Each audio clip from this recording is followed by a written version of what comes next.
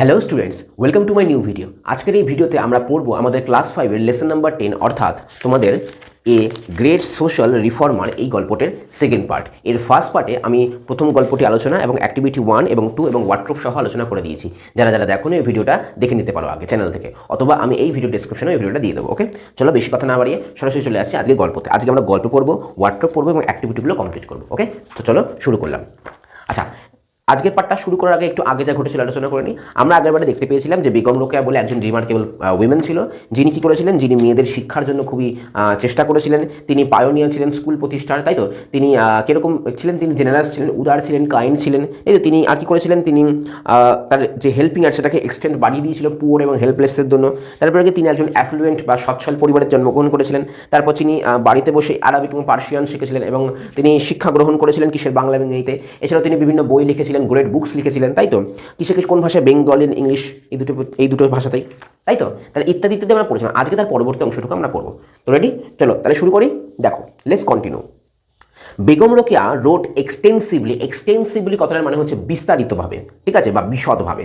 বেগম রোকেয়া লিখেছিলেন বিস্তারিতভাবে on the need for social reforms. Social মানে জানো সামাজিক, আর রিফর্মস মানে কি তোমার যে সমাজ সেবা বলতে পারো, ঠিক আছে? সোশ্যাল মানে সমাজ সেবা। বলছে বেগম রোকেয়া বিস্তারিতভাবে লিখেছিলেন সমাজের যে সেবা প্রয়োজন এটার বিষয়ে বেগম রোকেয়া খুবই বিস্তারিতভাবে লিখেছিলেন, ঠিক আছে, মানে সামাজিক কাজকর্মের বিষয়। সাম অফ আর ফেমাস বুকস, তার লেখা কিছু বিখ্যাত বইয়ের নাম ছিল ইনক্লুড, কি ইনক্লুড আছে? সুলতানাস ড্রিম, তার বিখ্যাত বইয়ের নামগুলো বলছি কি। এক নম্বর আছে সুলতানাস ড্রিম, কি বললাম? সুলতানাস ড্রিম। আর 2 নম্বর কি? মতিচুর অ্যান্ড পদ্মারাগ। মতিচুরের লাড্ডু নয়, মতিচুর অ্যান্ড পদ্মারাগ। কি বললাম?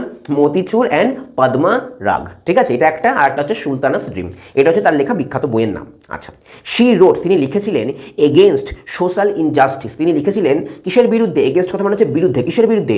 সোশ্যাল ইনজাস্টিস, সামাজিক যে অবিচার, এই সামাজিক অবিচারের বিরুদ্ধে লিখেছিলেন।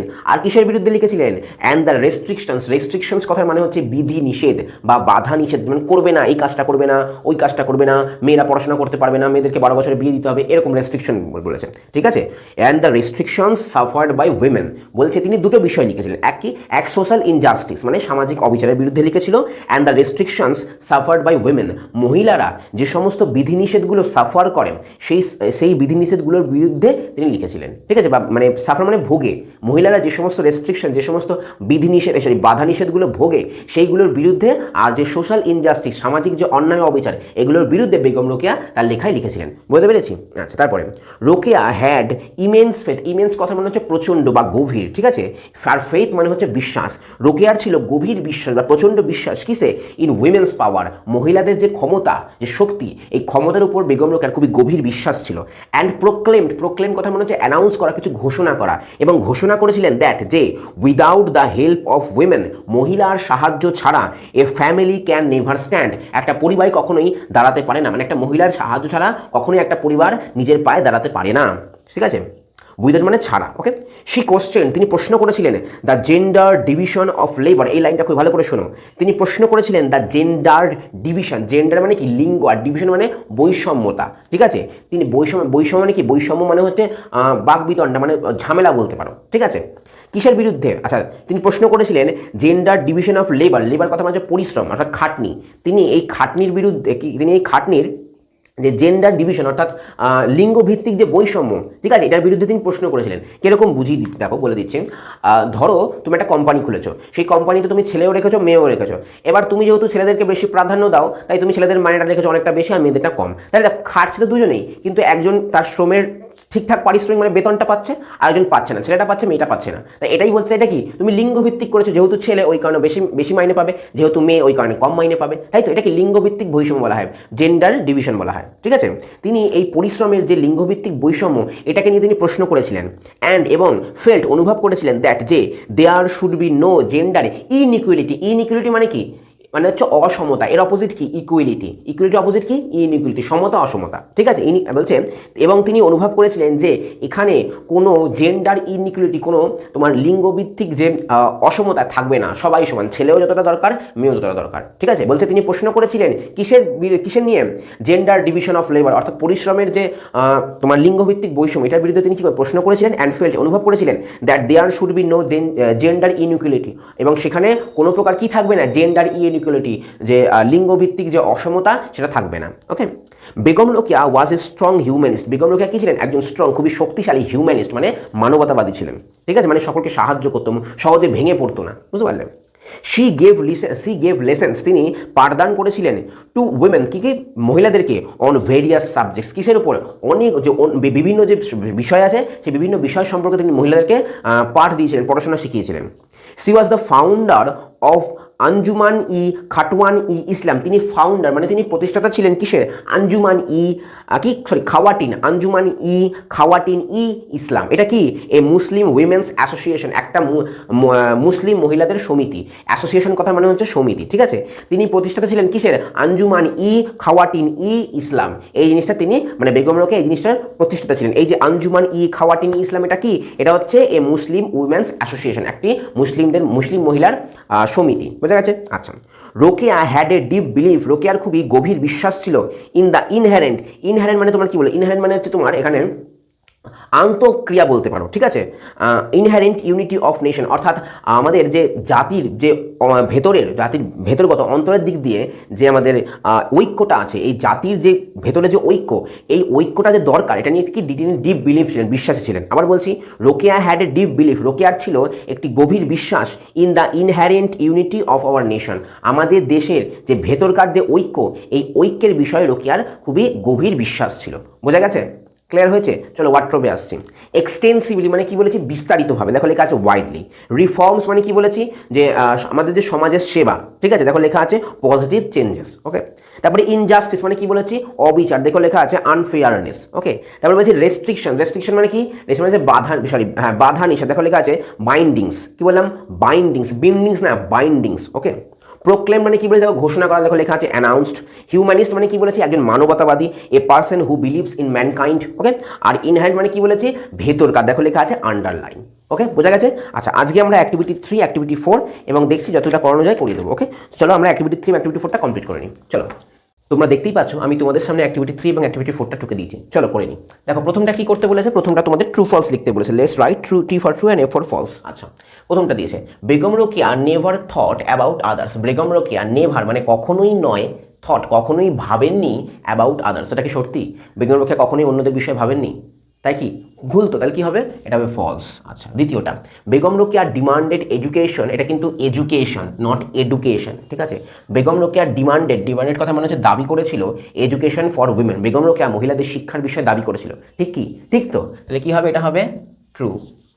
আচ্ছা, শি রোট এগেনস্ট সোশ্যাল ইনজাস্টিস, তিনি লিখেছিলেন এগেনস্ট বিরুদ্ধে, সোশ্যাল ইনজাস্টিস সামাজিক অবিচারের বিরুদ্ধে তিনি লেখালেখি করেছিলেন, তাই কি, ঠিক তো, তাহলে কি হবে, এটাও হবে ট্রু। তারপরে she never fail that importance of women in family, তিনি কখনোই অনুভব করেননি দ্যাট যে importance of women in family, পরিবারের মধ্যে মহিলার যে ইম্পর্টেন্স দরকার সেটাকে তিনি কখনো অনুভব করেননি, তাই কি, তিনি বলেছিলেন না যে একটা পরিবার গঠন করার জন্য মহিলার প্রয়োজন, তাই তো, মহিলার সেটা কখনো একটা পরিবার দাঁড়াতে পারে না, তাই তো, তাহলে এটা ভুল দিয়েছে, তাহলে এখানে কি হবে, ফলস। আচ্ছা, অ্যাক্টিভিটি 4 কি করতে বলেছে, find out the word cluster, word class মানে জোড়া শব্দ, ঠিক আছে, word clusters from the above text. আচ্ছা, একটা দিয়ে দিয়েছে describing word plus naming word, অর্থাৎ আচ্ছা মানে আগেরটা ডেসক্রাইবিং ওয়ার্ড হবে, তারপর একটা নেমিং ওয়ার্ড হবে, মানে অ্যাডজেক্টিভ প্লাস নাউন, যাই হোক। আচ্ছা, প্রথমটা দিয়ে দিয়েছে সোশ্যাল রিফর্মস, কি হবে, সোশ্যাল রিফর্মস। আচ্ছা, হেলদি, তাই তো, হেলদি দিয়ে কিছু আছে কি, হেলদি দিয়ে দেখি, না হেলদি দিয়ে কিছু পাচ্ছি না সেরকম, যাই হোক আমি দিয়ে দিচ্ছি, লিখে নাও, এখানে তোমরা লিখতে পারো হেলদি ম্যান। আচ্ছা, ড্যাশ উমেন, এটা তো পারার কথা, এটা আছে মনে হয়, এই যে রিমার্কেবল উইমেন আছে না, তাহলে এখানে লিখে দাও রিমার্কেবল, দেখি জায়গা হবে, রিমার্কেবল উইমেন। আচ্ছা, তাহলে ফার্স্ট কি হবে, আচ্ছা ফার্স্ট উইমেন করে দাও, এখানে হয় যে ফার্স্ট উইমেন, এগুলো দেয়নি, এগুলো খুঁজতে হবে, যাক আমি লিখে দিচ্ছি, লিখে নাও, প্রথমটা ফার্স্ট উইমেন। আচ্ছা, ড্যাশ হিউম্যানিস্ট, এটা ডেসক্রাইবিং ওয়ার্ড তো পারবে, দেখো এটা স্ট্রং হিউম্যানিস্ট হবে, হ্যাঁ স্ট্রং হিউম্যানিস্ট, এটা কি হবে, স্ট্রং হিউম্যানিস্ট। আচ্ছা, এবার 6 নম্বর আসছি, ফেমাস। ফেমাস কী হবে? তা ফেমাস আমি বুকস করে দিলাম, ফেমাস বুকস করে দিলাম। আচ্ছা, আইডিয়াল। আইডিয়াল মানে কি? আইডিয়াল কথা মনে হচ্ছে আদর্শ। তাহলে আদর্শ কী হবে? তাহলে তুমি এখানে লিখতে পারো আইডিয়াল উইমেন। আচ্ছা, আদর্শ মহিলা। আর বুকস তুমি এর আগেও ফেমাস করে দাও, হয়ে গেল ফেমাস বুকস কমপ্লিট। বুঝতে পারলে? এগুলো নিজের মতন করে লেখা, এগুলো অর্ধেক বইতে আমি পাচ্ছি না, ওই কারণে আমি লিখে দিলাম। ঠিক আছে, প্রথমটা ডেসক্রাইবিং ওয়ার্ড, তারপর একটা হচ্ছে নেমিং ওয়ার্ড বা নাউন। ওকে, ক্লিয়ার হয়েছে? অ্যাক্টিভিটি 3 আর অ্যাক্টিভিটি 4 ক্লিয়ার। চলো অ্যাক্টিভিটি তার 5-এ আসছি। তার আগে একটা করে বলে দিই, দেখো লেখা আছে let's find out the meaning of the following science. এটা বলেছি দেখো, প্রথমে জিজ্ঞাসা চিহ্ন কেন হয়? আমরা জানি যে প্রশ্ন করার জন্য। ফুল স্টপ হয় বাক্যটাকে থামার জন্য। কমার কাজ কি? কিছুটা হোল্ড করার জন্য কিছুক্ষণ। আচ্ছা, এই যে ডট ডট দিয়েছে কোলন, কোলনের কাজ কি? টপিক ফলোস ফ্রম হিয়ার, মানে আচ্ছা মানে কোনো টপিক লেখার আগে কোলন দিতে হয়। আচ্ছা, সেমিকোলনের কাজ কি? কোনো শব্দের মাঝখানে একটুখানি থামানোর জন্য। আচ্ছা, অ্যাপোস্ট্রফিয়াস কাজ কি? ইন্ডিকেট পজিটিভনেস অর্থাৎ অধিকার বোঝায়। আচ্ছা, আর বিস্ময়বোধক চিহ্ন বা এক্সক্লেমেশন চিহ্ন কি?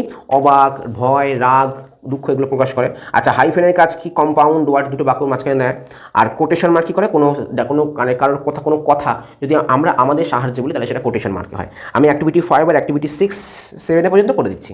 ঠিক আছে, চলো করে নিই, এটা টুকে নিচ্ছি, তাহলে আমি করে দিচ্ছি। চলো এদিকে দেখো, আমি তোমাদের অ্যাক্টিভিটি 5টা টুকে দিয়েছি। কী করতে বলেছে? Put the punctuation marks in the following sentences, the first one is done for you.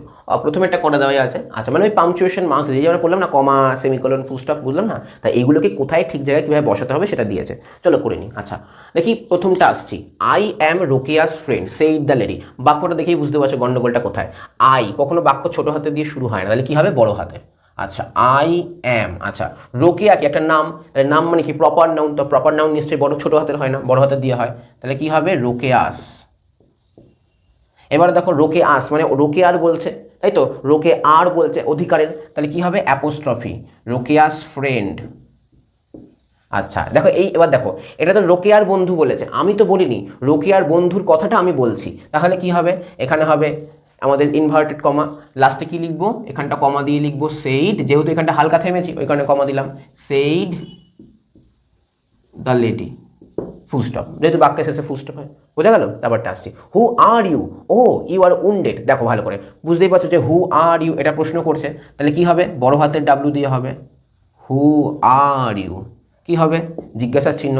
আচ্ছা, ও, ও মানে কি? ও, আহা, মানে এটা কখন? এটা মনে আবেগ প্রকাশ পাচ্ছে না, তাহলে আবেগ প্রকাশ পেলে কি হয়? ল্যাংচা বোধে, তাই তো?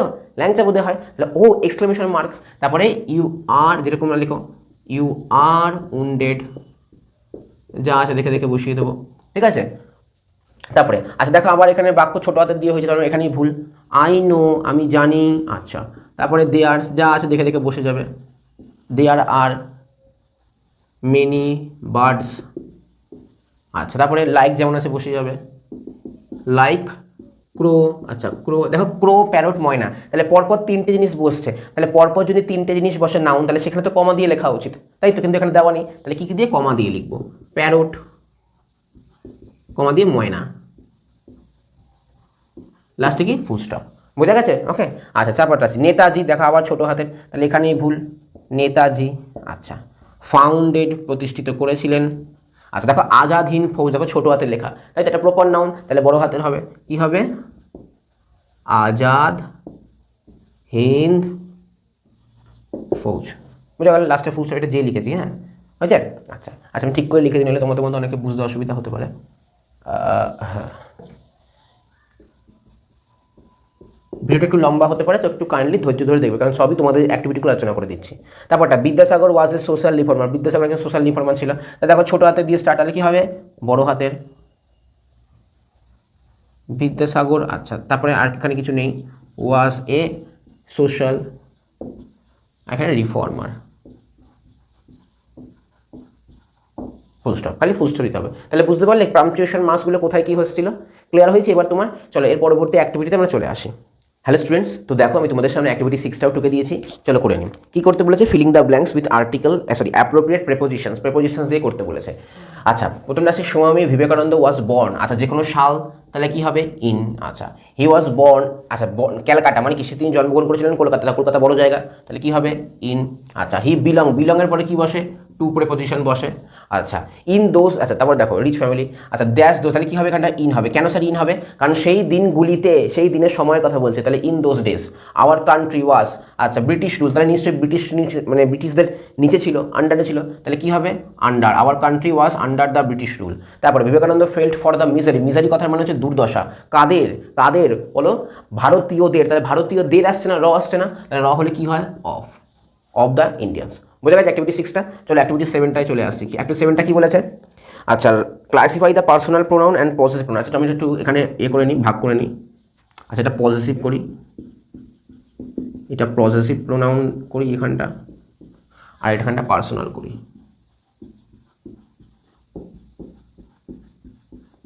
ওকে, এটা পার্সোনাল প্রোনাউন, এটা পসেসিভ প্রোনাউন। আচ্ছা দেখি, এটা মনে হয় হ্যাঁ এই প্যাসেজটা পড়তে বলেছে। প্যাসেজটা আমি বাদিকে দিয়ে দিচ্ছি, তোমরা দেখো। রাজা রামমোহন রায় ওয়াজ এ গ্রেট সোশ্যাল রিফর্মার। ভালো কথা, রাজা রামমোহন রায় একজন মহান সমাজসেবক ছিলেন। হি লিভ, তাহলে দেখো আচ্ছা আগে বলে দিই পার্সোনাল প্রোনাউন আর পসেসিভ প্রোনাউন কোনটা। পার্সোনাল প্রোনাউন হচ্ছে যেটা ডাইরেক্টলি নাউনের পরিবর্তে ব্যবহার করা হচ্ছে, যেমন রামের বদলে হি ব্যবহার করা হয়, সীতার বদলে সি ব্যবহার করা হয়, এরকম বুঝলি তো। আর পসেসিভ প্রোনাউন কথার মানে হচ্ছে যে কোনো কিছু অধিকারে থাকা। আমি কেসের ভিডিওতে ভালো করে বুঝিয়ে দিয়েছি, যারা দেখোনি তারা কেসটা দেখে নিতে পারো, ঠিক আছে, থেকে সেখানে পসেসিভ প্রোনাউন আলোচনা করা আছে। তো পসেসিভ প্রোনাউন কথার মানে হচ্ছে কোনো কিছু অধিকারে থাকা। কি বললাম? কোনো কিছু অধিকারে থাকা, ঠিক আছে, মানে তোমার, আমার, তার, এইগুলোর কথা বলা হচ্ছে, ঠিক আছে, মানে হিজ, হার, বা সরি হিজ, হার্স, এগুলো আওয়ার্স, ঠিক আছে এরকম। আচ্ছা কি বলছে? রাজা রামমোহন রায় ওয়াজ এ গ্রেট সোশ্যাল রিফর্মার। ভালো কথা, দেখো হি লিভ, তাহলে হিটাকে রাজা রামমোহন রায়, রাজা রামমোহন রায় নাউনটার পরিবর্তে ব্যবহার করেছে, তাহলে এটা কি পার্সোনাল প্রোনাউন, তাহলে কী হবে হি। আচ্ছা তারপরে he lived in 19th century of, আচ্ছা 9th century বেঙ্গল। হি ওয়ার্কড হার্ড, আচ্ছা এখানেও হি, তাহলে একবার লিখলেই হয়ে যাবে। Worked hard for the betterment of our country. আচ্ছা দেখো বলেছে অফ আওয়ার কান্ট্রি, আমাদের দেশ, তাই তো, কী বললাম আমাদের দেশ। যদিও এখানটা ভুল দেওয়া আছে, এখানটা পসেসিভ প্রোনাউন না হয়, আওয়ারটা পসেসিভ অ্যাডজেক্টিভ হওয়ার কথা। পসেসিভ প্রোনাউন হচ্ছে আওয়ার্স, কী বললাম পসেসিভ প্রোনাউন হচ্ছে আওয়ার্স। এখানে বইতে দেওয়া আছে তোমাদের আওয়ার, এই আওয়ারটা কিন্তু পসেসিভ অ্যাডজেক্টিভ, পসেসিভ প্রোনাউন নয়, পসেসিভ প্রোনাউন হচ্ছে আওয়ার্স, ঠিক আছে, মাথায় রাখবে এটা। আচ্ছা হিজ ফাইট ওয়াজ ফর, আচ্ছা দেখো এখানে হিজ বলছে মানে কি তার, কি বললাম হিজ বলতে তার, তাহলে এটা অধিকারটা বোঝাচ্ছে, কার ফাইট, তার ফাইট, তাহলে তার অধিকারের মধ্যে ফাইটটা, তাহলে এটা কী হবে পসেসিভ প্রোনাউন হিজ। আচ্ছা his fight was for abolishing the evil system of Sati. Abolishing কথার মানে হচ্ছে বন্ধ করা, ঠিক আছে। আচ্ছা এখানে কিছু নেই আমাদের। অ্যান্ড হিজ, আবার দেখো হিজ কন্ট্রিবিউশন, তার যে কন্ট্রিবিউশন, তাহলে কন্ট্রিবিউশনের কার অধিকার, হিজের অধিকার, তাহলে হিজ আমরা এবার লিখে দিয়েছি। Of the improvement of Indian education will be remembered for ever. We will, আচ্ছা we are all proud of him. We, আমরা কি, আমাদের বিষয় বলছে, তাহলে একটা প্রোনাউন, তাহলে এখানে তো কারো অধিকার নেই, এটা কি ডাইরেক্ট নাউনের পরিবর্তে ব্যবহার করা হচ্ছে উইটা, তাহলে উইটা কি হবে আমাদের পার্সোনাল প্রোনাউন। বোঝা গেছে? আচ্ছা তারপরটা কি দিয়েছে activity 7, change the personal pronouns used in activity 7A into possessive pronouns. আচ্ছা অ্যাক্টিভিটি 7A যে পার্সোনাল প্রোনাউন্স সেগুলোকে পসেসিভ প্রোনাউনে কনভার্ট করতে হবে। তাহলে হিটা কি হবে, হিটা হবে হিজ, ঠিক আছে, হিটা কি, হিটা হবে হিজ, আর উইটা কি, উইটা হবে আওয়ার্স। আর উইয়ের যদি আমরা পজিটিভ অ্যাডজেক্টিভ ফর্ম বলি তাহলে সেটা হচ্ছে আওয়ার, কিন্তু উইয়ের যদি পজিটিভ প্রোনাউন বলি তাহলে সেটা কি, সেটা হচ্ছে আওয়ার্স। বোঝা গেছে? চলো এবারে আমরা আমাদের লাস্ট অ্যাক্টিভিটি 8, তো হ্যাঁ অ্যাক্টিভিটি 8টা করে আজকের এই পুরো চ্যাপ্টারটা কমপ্লিট করে নিই। চলো এবার অ্যাক্টিভিটি 8টা আমরা করে নিই। কী করতে বলেছে? Use the following hints and right 10 sentences about Henry Luis Vivian Derozio. আচ্ছা তোমাদের এখানে অ্যাক্টিভিটি 8এর মধ্যে কিছু হিন্ট বা পয়েন্টস দিয়ে দিয়েছে। এই পয়েন্টসগুলোর সাহায্যে তোমাদেরকে 10 লাইনের মধ্যে একটা রচনা লিখতে হবে, কার বিষয়, হেনরি লুইস ভিভিয়ান ডিরোজিওর বিষয়। ওকে, আমি লিখে দিচ্ছি, বোর্ডে ভালো করে দেখে নাও। দেখো কীভাবে লিখবে আমি শিখিয়ে দিচ্ছি। প্রথমে যার বিষয়ে বলছে তার বিষয় একটুখানি সুন্দর করে স্টার্টিং করতে হবে, ঠিক আছে। চলো কীরকম দেখাচ্ছি। আচ্ছা প্রথমে আমরা একটু হেডিংটা দিয়ে দিই, কার বিষয় লিখছি আমরা। আচ্ছা এটা মুছছি, হ্যাঁ জায়গাটা নইলে গ্যাপ খেতে পারে। আচ্ছা আমরা লিখছি হেনরি লুইস ডিরোজিওর বিষয়, তাই তো, এনার বিষয় আমরা লিখছি। চলো লেখা শুরু করছি। প্রথমে কি দিয়েছে, name Henry Luis Vivian Derozio. আচ্ছা তাহলে এইভাবে লিখতে পারি। আচ্ছা তাহলে ধরো লিখলাম the full name of Derozio is Henry Luis Vivian Derozio. আচ্ছা তারপরে ইনি কি ছিলেন, হি ওয়াজ এ গ্রেট সোশ্যাল রিফর্মার, সমাজসেবক ছিলেন। তারপরে এবার জন্ম কত সালে, আচ্ছা নামটা হয়ে গেল, তারপর ডেট অফ বার্থ 18/4/1809। আচ্ছা তাহলে লিখবো হি ওয়াজ বর্ন, তিনি জন্মগ্রহণ করেছিলেন। আচ্ছা এবার যেহেতু ডেট, তাহলে ডেটের কি লিখতে হয়, অন লিখতে হয়, অন 18, আচ্ছা 4 মানে জানুয়ারি ফেব্রুয়ারি মার্চ এপ্রিল, তাহলে হবে এপ্রিল, অবশ্যই বড় হাতে দেবে কারণ প্রপার নাউন মাসের নাম, এপ্রিল। আচ্ছা কমা দিয়ে দাও 89, কত 1809। ওকে আচ্ছা এটা হয়ে গেল। তারপর পেরেন্টস নেম, আচ্ছা বাবার নাম মায়ের নাম, তাহলে এভাবে লিখবো হিজ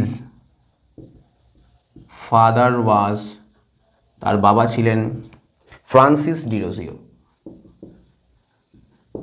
ফ্রান্সিস, দেখি তো এই বানানটাই FRNC, হ্যাঁ Francis Derozio, DEROZIO, and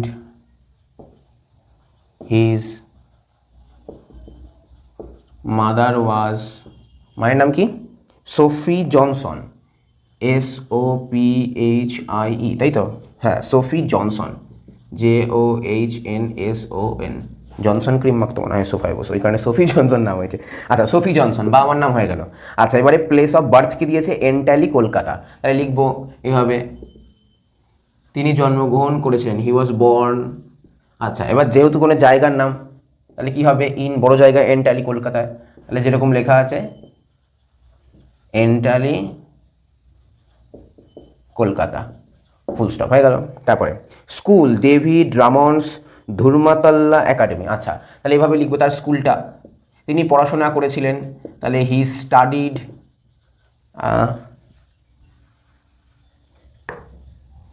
DIED, he studied at, যেখানে অ্যাট হলো কারণ ছোটো জায়গা, at David রামন্স, David ড্রামন্স,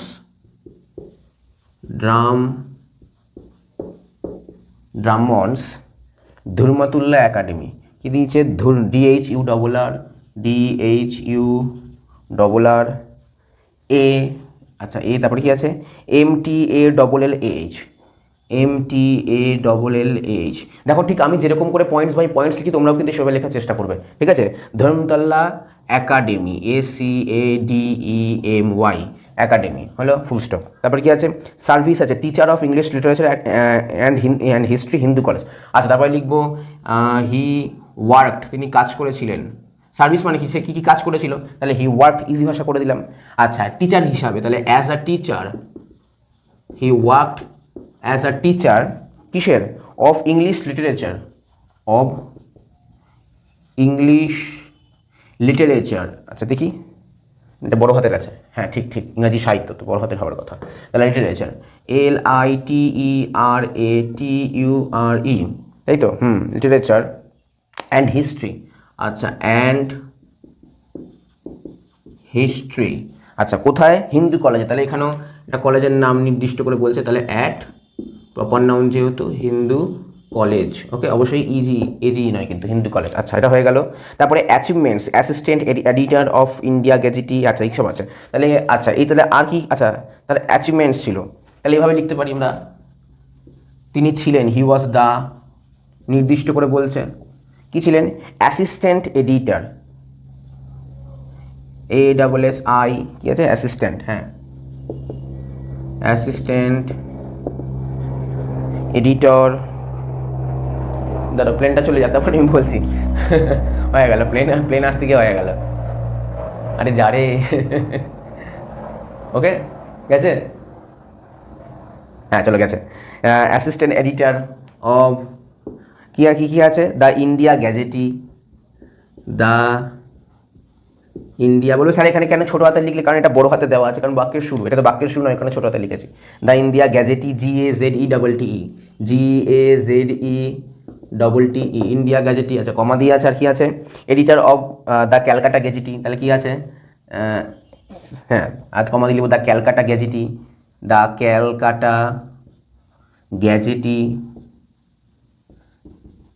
Calcutta gazette, আর কি আছে, আচ্ছা কমা আরও আছে, কি আছে, দ্য ইস্ট ইন্ডিয়ান, তারপর লিখব দ্য ইস্ট ইন্ডিয়ান। আচ্ছা আর কি আছে, আচ্ছা, আর একটা আছে, তাহলে এখানটা অ্যান্ড করে দাও। অ্যান্ড কী হবে? The Bengal annual, the Bengal কি আছে? Annual, ANNUAL, annual. এবারে এটসেট্রা দিয়েছে, এটসেট্রা দিয়ে দাও। আচ্ছা, তারপরে তার নোটেবল ওয়ার্কস, মানে বিখ্যাত যে কাজগুলো মনে রাখার মতো, তাহলে এভাবে লিখি, হিজ নোটেবল ওয়ার্কস আর। তার নোটেবল ওয়ার্কসটা কী কী কী আছে? To India my native land, তাহলে কমা দিয়ে, এই ইনভার্টেড কমা দিয়ে লেখো, টু ইন্ডিয়া। আচ্ছা, তারপর কি আছে? আচ্ছা, তারপরে আছে কমা দিয়ে, এখানে আছে মাই নেটিভ ল্যান্ড, মাই বড় হাতের আছে এটা, মাই নেটিভ ল্যান্ড। আচ্ছা, এটা মনে হয় বড় হাতের আছে না, নেটিভ ল্যান্ডটা, তাই এটা বড় হাতে লিখি, to India my native land. আচ্ছা, আর কিছু আছে? দ্য হার্প অফ ইন্ডিয়া আছে, তাই লেখো দি হার্প অফ ইন্ডিয়া। আচ্ছা, আর কি আছে? আচ্ছা, আর একটা আছে, তাহলে এখানটা লাস্টে অ্যান্ড দিয়ে দাও, লাস্টেরটার আগে সবসময় অ্যান্ড দিয়ে দেবে, অ্যান্ড দ্য ফাকির অফ জাহাঙ্গীরা। আচ্ছা, তাহলে লিখে দাও আবার এখানে, দ্য ফাকির, FAKIR, দ্য ফাকির অফ। আচ্ছা, তোমার আশা করি এটা লিখে নিয়েছো, না লিখলে একটু তোমার খাতায় ক্রস করে লিখে নাও অথবা একটু স্ক্রিনশট তুলে নাও। ওকে, লিখে নিয়েছো? চলে পরবর্তীতে আসছি আমি। কী লিখলাম? দ্য ফাকির অফ জাহাঙ্গীরা, আচ্ছা, JUNGHEERA,